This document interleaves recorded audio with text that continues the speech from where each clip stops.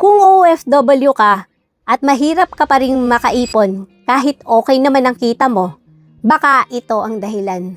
Karamihan sa mga OFW na nakakausap ko, iisa ang problema. Hindi lang pamilya ang sinusuportahan nila. Pati kapatid, pamangkin, at minsan, pati anak ng kapatid, sila na rin ang sumasalo.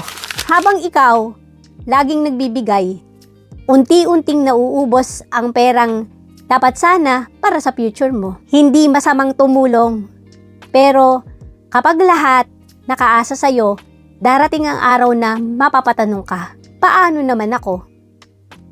Tumulong ka pero magtira ka pa rin para sa sarili mo. Dahil darating ang panahon na uuwi ka rin at ang pinakamagandang maibibigay mo sa pamilya mo ay hindi lang suporta ngayon, kundi isang secured na future para sa iyo at para sa kanila.